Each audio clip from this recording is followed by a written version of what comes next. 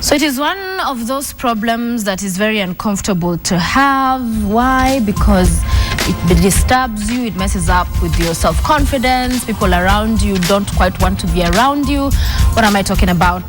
Body odor. It can be very tragic, frustrating. As if you have that condition, you must understand. But this morning, that's what we're tackling. Welcome back to Morning Express. I'm Sophia Wanuna. It is 8:09 a.m. I'm joined in studio by Dr. Ian Kamuri, skin specialist or dermatologist, if you like. Karibu sana. Asante. I said Happy New Year, and I'm telling all my guests all this January until we get into February. Happy New Year too. So body odor, I saw some very interesting word that's also used to describe it, one of those scientific words. What is it? Hyperhidrosis. Hyperhidrosis. Yeah, it sounds very fancy, but it's sad, you know, that there are people who struggle with this at very serious levels. But why is it that we have body odor? Does every human being have that bad smell somewhere? You see, what we talk about, like what is concerning you, is bad body odor. Not everybody has an odor. Everybody smells characteristically. Everybody has their own smell, and actually, so the smell not necessarily bad. Exactly. Okay.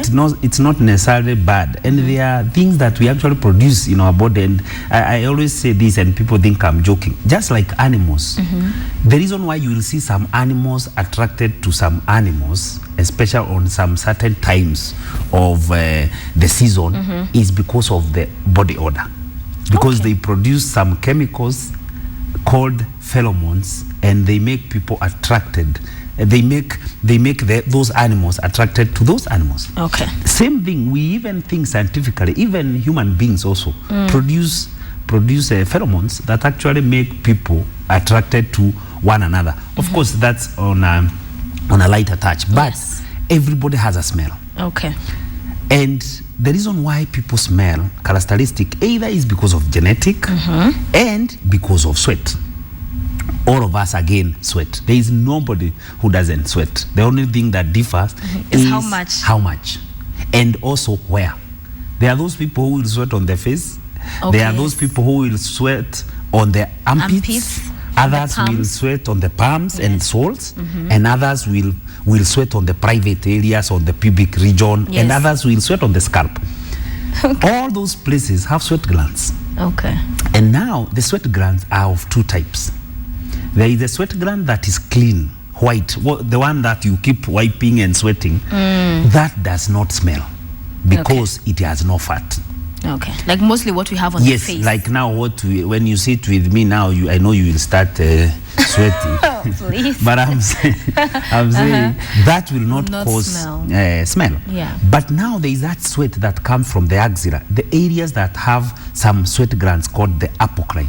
Okay. These sweat glands are characteristic because they are thick. They produce thick sweats. Now, this is what causes the smell. But also, that sweat does not smell.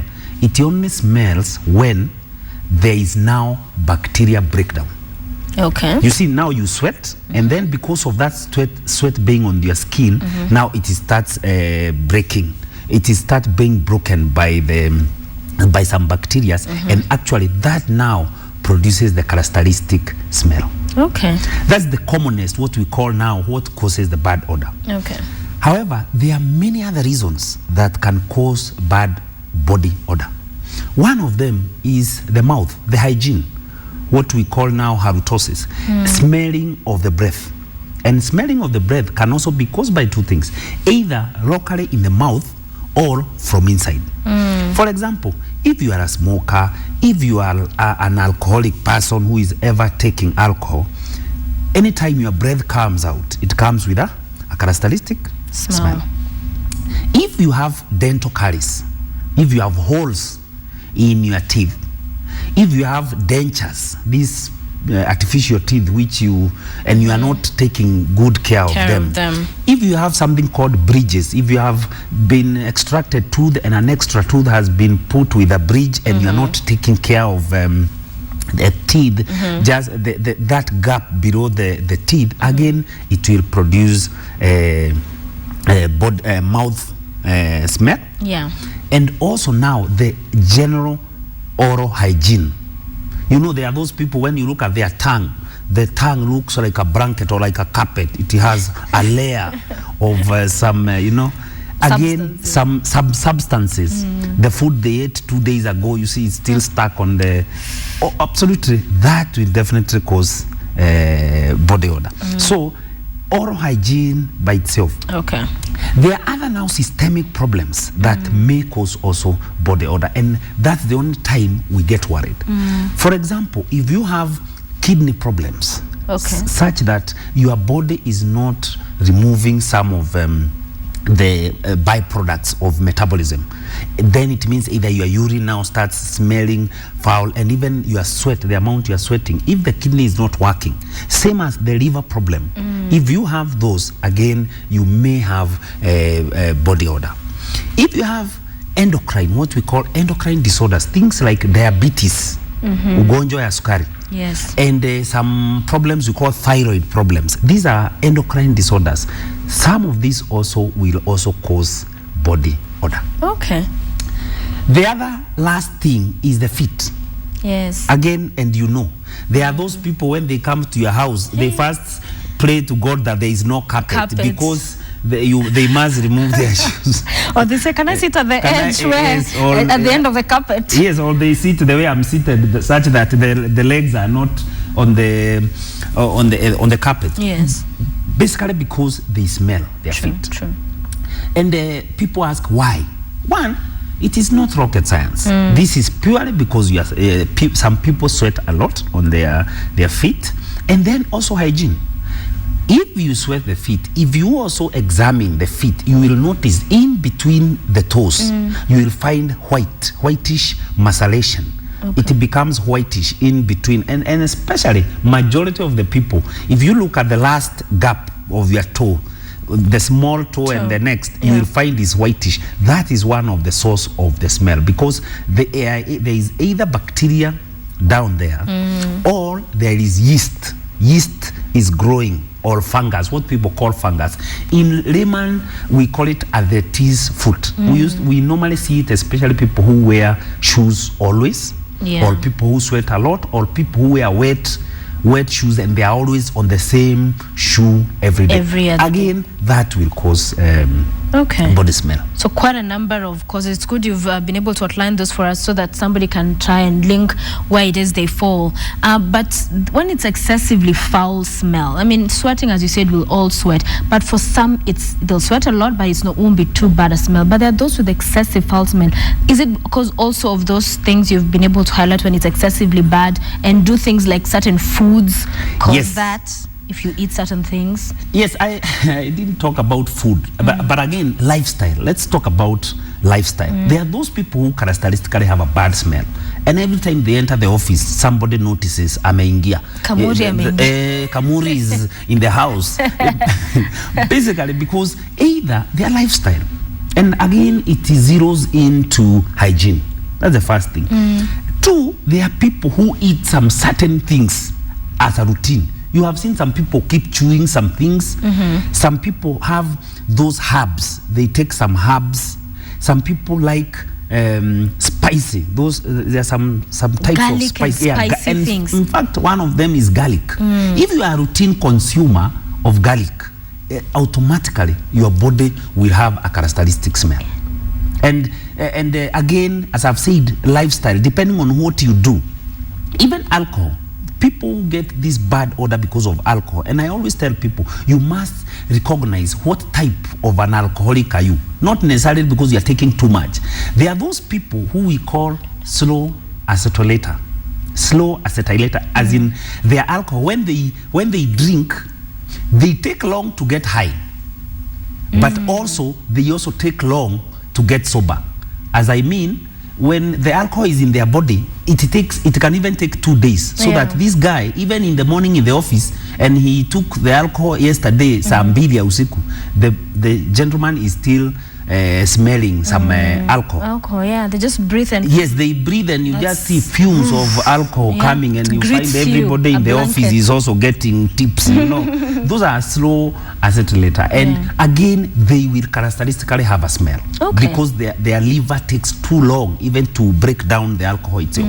So if you are that type, I always tell people you either stop alcohol or design some ways so of look and alter some of the lifestyle Yes. and things you're taking in. Remember, we're talking to Dr. Ian Kamuri. He's a dermatologist. If you want to be part of our discussion this morning, our phone numbers are on your screen. You can engage with us. We'd like to take in your questions or comments. You can tweet me as well at Sophia Wanuna. I'll put your question to Dr. Ian Kamuri. And I understand we already have a caller, Rachel from Kakamega. Good morning, Rachel. Good morning. Thank you for calling. Get your question or comment, please. I'm asking if the kuna dawa ya kutibu hizo maugonjwa za fizi hizo. Okay, kama mtu ana sweat upande gani? Is it the mkono? Ndani ya mafizi kuna whites. Ndani ya? Sorry? Yaani huyo daktari amesema katikati ya fizi. Okay. Sasa kuna hizo dawa, hizo maugonjwa hizo unaweza tibu kweli? Sawa. Yes. Asante Rachel, daktari atajibu swali yako. Thank you Rachel from Kakamega. And we have Joyce from Kikuyu. Good morning, Joyce. Good morning. Thank you for calling. Your question or comment, please. My comment. Yes. Good morning. Good morning. I can hear you. Go ahead. My comment is kindly ask the doctor to put up his numbers at the end of the show. Love his sense of humor. Okay. Thank you. Joyce, for calling in. Sophia, you're doing a fabulous job. Thank you, Keep Joyce. going. I love. Thank you. We appreciate. Asante sana, Joyce, for calling in. So, Rachel's question. Yes, of course, as I said, I'll surprise you. 6 out of 10 people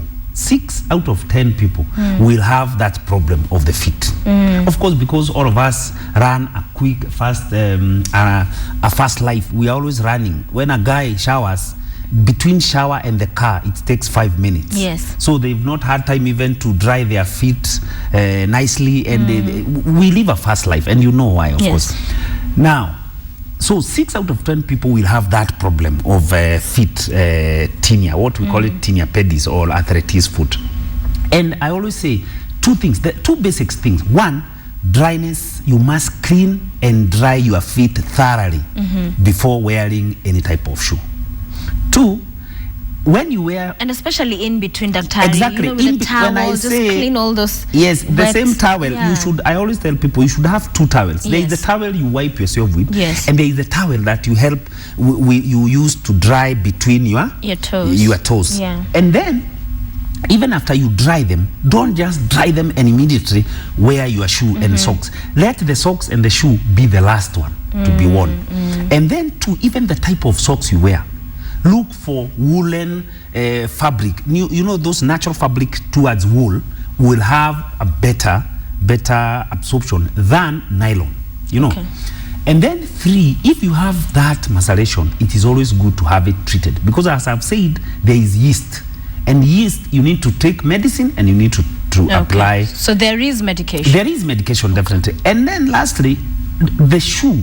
And if you look at the literature, the shoe, even if you sweat, the shoe takes longer to dry. 1 day cannot be enough to dry your shoe. So if you want the shoe today and you wear it tomorrow, then it means it is not yet dry. The sweat of yesterday, it is still there. So the yeast, so you need to have more than 1-2 pairs of shoes. Of course, that's what I'm saying. Yes. You need to have 1 or 2 more. And if you must not have 1 or 2 more, when you wear the first one in the evening, unaiacha nje, you put it outside so that it is aerated nicely, so that you can also use. And then wear new socks every day. Don't recycle socks, because nowadays they are relatively cheap. They're relatively cheap. Let's talk about excessive sweating, and especially under the armpits. Yes. And most of the people, the solutions they go for is the deodorant, the antiperspirant, and also shaving. So let's begin with the shaving. Does that help? Automatically, shaving is very important. And when you don't shave, it means the sweat, when you sweat, the hair holds the sweat longer. So you don't dry the sweat faster, and then that leaves the bacteria an opportunity to have enough time to break down those sweats in those areas. So if you know you are the people who sweat, and nearly all of us sweat, it's always good actually to cut. Yeah, even for the men. To shave, even for the men. We actually don't know, and I say God is wonderful. Some here we don't know what it was meant for, ideally, because it's just a nuisance. Yeah. So why would you have seen some people, they will keep hair down there, and then because of that bacteria, it keeps being until you see somebody has natural dye. You have seen the hair has changed to another color because it has acquired that color of the bacteria, you know. Every time when somebody removes like this, you wonder what's happening. Yeah. So let's shave. Okay. Actually, shaving is good. The second thing is antiperspirants. Antiperspirants are okay, especially if you don't react to them. There are a number of people who will react to the components of antiperspirants. If you are that type, unfortunate, then you may have to keep looking for which antiperspirants works for you, to work, which will be better for you. But they are good, they are safe. If you look at the literature again, you'll find some people say, oh, they expose somebody to breast cancer, they expose to some skin cancer. But the fact that we have now is that actually they do not cause any form of skin cancer. We'll continue to talk about the antiperspirants, but let's first talk to Beatrice. Beatrice from Huruma, good morning. Thank you for calling, Beatrice. Go ahead with your question or comment. Morning, how are you? Yes, go ahead. Yeah, I'm asking a question. Are you getting me? Yes, I can hear you, Beatrice. Go ahead. Okay, now I have a friend of mine. Okay, Beatrice, first, I'll ask you to reduce the volume on your television so we can hear you clearly. Beatrice, reduce the volume on your television, then go ahead with your question or comment.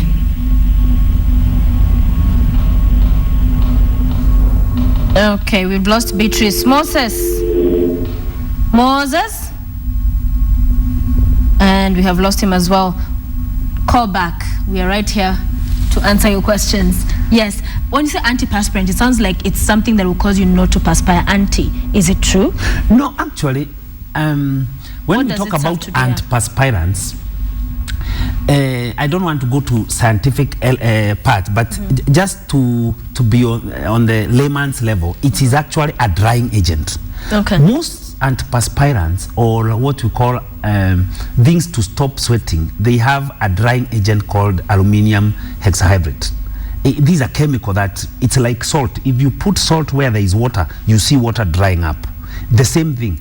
These antiperspirants, when you apply them there, they are actually not stopping you from sweating, but they are absorbing the sweat that you have, so that you actually, it doesn't keep dripping down or getting to your clothes, but actually you are still sweating. Okay. They are very superficial, so it's not something you are absorbing. What about deodorant? What's the difference? The same. They do the same thing. It's only that now the others have the chemicals now that also now make the area smell nicely. We have added either a fragrance or something, or a perfume, you know, so that it can produce, it can smell nicely. Okay. And of course, with, especially if it's under the armpits kind of sweating, that messes the clothes. And for some people, it's really excessive. And some will even argue they've tried using, you know, these products. It doesn't work for them. What do they do? There is a difference also. There is the routine sweating. Yes. But there are now people who have now a disorder called hyperhidrosis. We call it idiopathic palmar-plantar axillary hyperhidrosis. Okay. And that's the whole terminology. By the way, all that is English. Palm means palms. Okay. Plantar means feet. Axilla means axillary. Axillary means in the axilla or in the armpit. Hyperhidrosis. Hyper means excess sweating. It is called idiopathic because nobody actually knows why why it comes. But one is genetic. A number of people will have it in the same genetic lineage. This hyperhidrosis can be a problem, and it's a number, and it affects young people from 15 up to around 30 years. And you will see some people can't even write They can't sit for an exam because when they sit, they have to hold, because sweat actually drips down. Yeah. That is totally different from the other type of sweating we have been talking about. They still sweat the clean sweat, but this can be a nuisance, and I have seen some people, it really bothers them, and this for them, they need to come to be seen by a dermatologist, not a routine. And when you have that problem, we have first to find out whether could you be having some other organic problem. And if it is just the idiopathic hyperhidrosis or that excessive sweating, there are several things we do. There are some drugs we give you to apply. We see whether it will improve. If it doesn't improve, we have some machines we call iontophoresis. We put you on some circuit which shocks the sweat glands, and we tend to reduce the sweating. And lastly, there is also Botox. You've heard of Botox. The Botox that we use for people to have nice faces, look young. Yes. We also have the Botox, the same, we use to inject in those areas where there is excessive sweating, especially in the axilla. And when you inject both axillaries, then you are assured that there will be no excess sweat for maybe 1 year, and then you have to repeat again and again. Wow. Okay. What about surgery? I mean, now there is surgery. There is actually surgery, what we call sympathectomy. Yeah. Sympathectomy means you go to the spine, to the spinal cord where the nerves passes, and you look for it, and you get the nerve that actually causes the sweating, and then it's ligated. Okay. This is a very meticulous operation. I personally, I can't be able to do it. Yes. It has to be done by those specialists who really have, because you see, if anything goes wrong, then it means you may be paralyzed, and all for sweat. All for sweat. So sometimes I tell people, I would rather sweat than to be on a wheelchair. Yeah. However, it is there. It's available in some setups, even here, sometimes even here in Kenya. But we are still going shaky on it. It's something that we are not very For people who will sweat excessively on the face, like for example, interviewing somebody and it's just natural, it happens. What are some of those things they can, other than the hankies, is there something they can get at their products that would help them with, just making sure they don't again look like they're having waterworks every other time? Well, one of the things to avoid sweating is to avoid the things that make you sweat. If anytime I see Sophia and I'm sweating, then I avoid Sophia. But what I'm saying is something that is very little you can do. Yeah, if it's genetic. Because it is either genetic. Yeah. Two, it's a system. You see, sweating, it's not something you can switch on and off. Sweating is controlled by a system within your body. Like the system that tells you, my bladder is full, let me go and empty it. Sweating is controlled by that system. Now it is controlled by a system of anxiety. You see, the system, you get on your nervous, when you are nervous, more. Your body produces some chemical called adrenaline. Yeah. Adrenaline favors the production it favors the sweat production.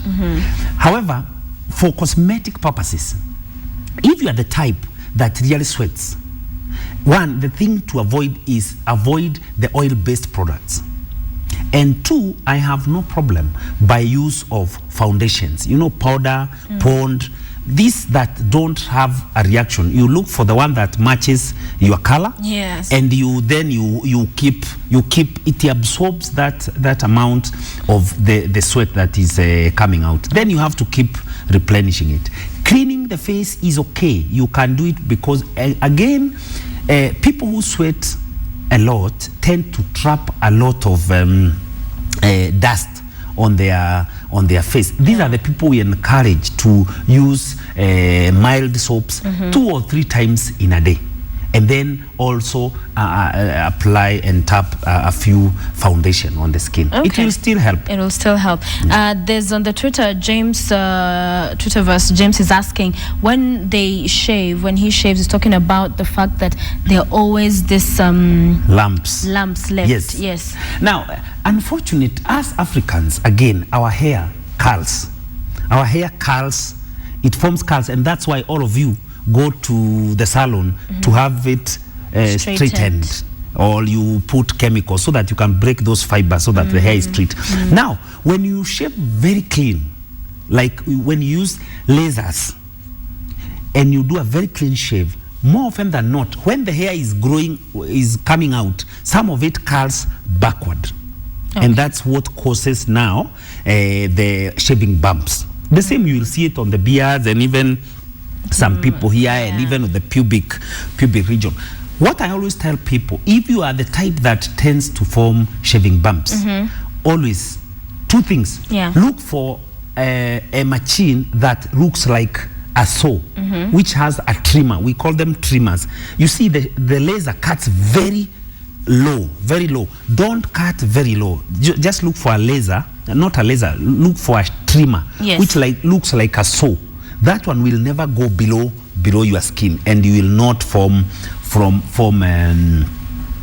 those bumps. The bumps. If you have no problem with chemicals, even those using chemical shaving is good because it just passes on the surface. It will not go below the. But unfortunately, some people now react to those chemicals. I don't want to give them names and such, but some people do react to them. All right, we have Fami from Mombasa. Fami, good morning. Good morning to you. Thank you for calling. Share with us your question or comment. Yeah, I'm calling from Mombasa. Na niko na shida kwa ngozi kwa kichwa na tibe. Hello. Yes, tunakusikia. Yes. Yeah, it's about 3-4 years. Niliolewa mahali. Yes. And then nikapata kama dandruff kwa kichwa hapa juu. Yes. Then I've tried kupaka kitu kama sulfur. Yes. Na dawa zingine tu ambazo mimi hununua chemist, but that thing inaenda ikizidi. Kama mpaka sasa inakuwa went hivi. I don't know whether it is the same thing. Yes. Ambayo imeniletea kusweat zaidi. Yes. Wewe mpaka mahali nalala napata nimesweat ingine ambayo iko na harufu. Yes. Na sweat zaidi kabisa. Okay. But before sikuwa na hiyo shida, before nipate hiyo dandruff na imekaa, then it has extended somehow mpaka hapa nyuma hasa ya kichwa pale kwa kisogo. So I don't know inaweza kuwa ni shida gani na vile mtu anaweza kusaidika. Okay. Thank you, Fami. Thank you very much for calling. Well, it's unfortunate for him and for many Kenyans. Before you answer that, let's talk to Philip from Mombasa as well. Philip, we still have you. Good morning. Hello. All right, we've lost him. Let's go back to Fami's question. Yes. Yes, I was saying what Fami has, many people have. One of them, we call it seborrheic eczema, or what people call dandruffs. You know, dandruff, many people have dandruffs. And you find your scalp becoming white. And sometimes you want to kill your kinyozi because you think it is the barber who caused it or your hairdresser. Sometimes, actually, it's our own body. And in fact, those people who sweat a lot tend also, they are sebaceous glands. They are glands which produce sebum. Sebum is that chemical that make you oily. Yeah. The one that make you have an oily skin, oily scalp. Now, those people who sweat a lot also have excess sebum. And that excess sebum actually causes that scaly on the scalp. Coincidentally, you would imagine somebody who has more sebum will have less dandruff, because dandruff is dryness of the scalp. Unfortunately, it's the other way around, because when now you have that excess fat, yeast tends to grow more. So actually what causes dandruff more is some form of yeast, and that's what gives that whitish stuck on scales on your scalp. And sometimes it will smell because they also cause inflammation of the skin, and now you get that stuck on things we call that maceration, and that will cause him now feeling like smell, sweat and such. What to do? One, unfortunately, again, sulfur. People like using sulfur, but actually sulfur makes the scalp even again scaly more, because sulfur breaks down keratin. So it actually makes you dry even more. So you end up ending up having more dandruffs. What I always tell people, one, there are some shampoos that are in the market that you can actually use, and also don't use it daily because you have that scaly, dry skin. Don't wash your head every day, because again now that causes more dryness. Yes. So get those shampoos, use on a daily or on a routine, like 1 or twice a week. And then get some a dermatologist or a physician or a general physician to give you something we call anti-yeast, some drugs you swallow, which will reduce, they may not clear, but it reduces your yeast levels on the scalp, on everywhere. And then on top of that, then you get some creams or some lotions we apply. And after that, when you have done that and it has calmed down, I normally encourage people to use organic oils. You see, organic oil, things like olive oil, things like coconut. I know people don't like them because they don't have that nice smell. You want the scented ones. You want those scented ones, those ones, I don't want to mention their name, but sometimes if you are the type that has this problem that always gets this scaly scalp, go for the natural ones. The olive, the coconut, those. And when you apply them, then you make them routine. It actually soothes your scalp and also it helps the hair to grow. Okay, our time is up, Dr. Hari, but in dealing with this, and you've gotten to hear very many cases of different people, different conditions, what have you found are the facts and the misconceptions and the myths, if you like, in as far as body odor is concerned?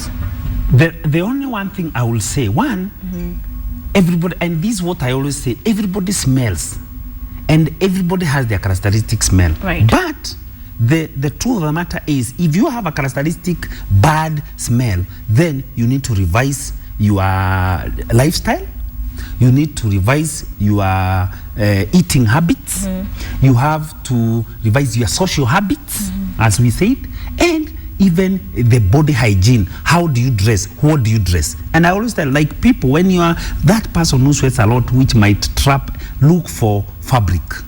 Use fabric and towards woolen, as I had said. That will help. 3, issues of mouth. Oral hygiene is very important. And I always tell people, talk more. The more you talk, the less the air goes in your mouth and you have it clears.